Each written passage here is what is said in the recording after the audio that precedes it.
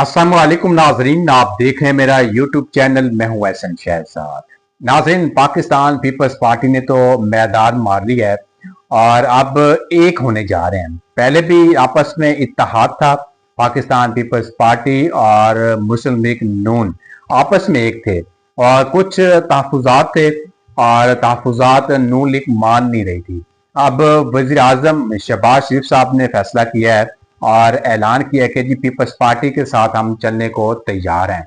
और बिलावल भुट्टो का भी पहले कहा गया था कि जी वजीर आजम होंगे, बिलावल भुट्टो जरदारी वजीर आजम होंगे, उसके बाद वजीर आजम भी नहीं बन सके।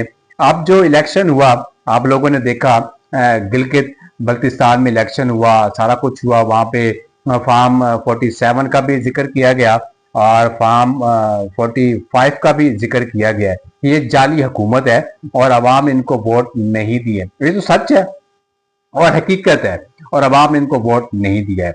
और अगर अवाम ने इनको वोट दिया होता तो 8 तारीख सबके सामने है।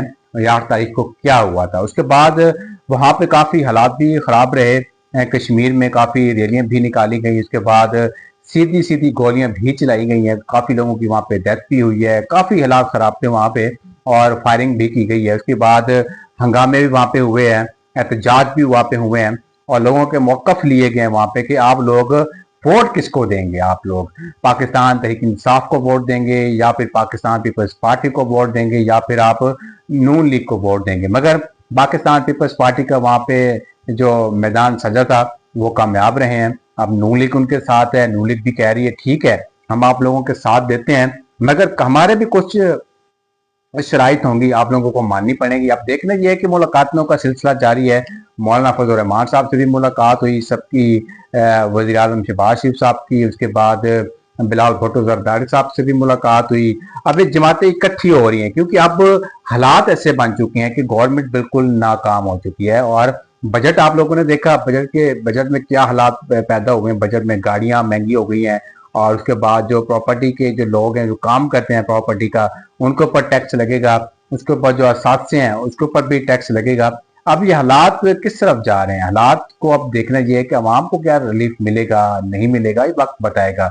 नाज़रीन, आप देखना ये है कि पाकिस्तान पीपल्स पार्टी और उसके बाद नून लीग क्या इत्तेहाद में आती हैं और एक दूसरे के साथ चलना पसंद करेंगे या नहीं करेंगे, वक्त बताएगा। क्योंकि अवाम ने अगर वोट दिया होता तो ये मैदान में ना आते। ये तो आपको पता है, सबको पता है कि कौन जितवाता है, कौन इनको हरवाता है, सारा कुछ पता है। अवाम को भी पता है कि हमारा वोट कहाँ पे जाता है। तो अब ये इत्तेहाद बनने जा रहा है। अब देखना ये है कि इत्तेहाद ये कामयाब होता है या नहीं होता। पहले भी इत्तेहाद बना था आपस में और कामयाब नहीं हुआ था। कुछ तहफुजात थे, जैसे अब भी तहफुजात हैं, पहले भी थे।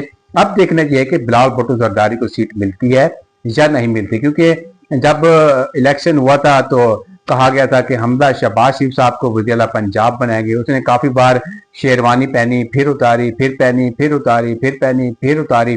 तो अब बिलावल भुट्टो जरदारी साहब के साथ भी ऐसा ना हो। अब देखना यह है कि वक्त कहाँ पे जाके रुकता है और क्या होता है क्या नहीं होता, ये वक्त ही बताएगा। तो नाज़रीन, इसी के साथ मुझे दीजिए इजाजत। अल्लाह हाफिज।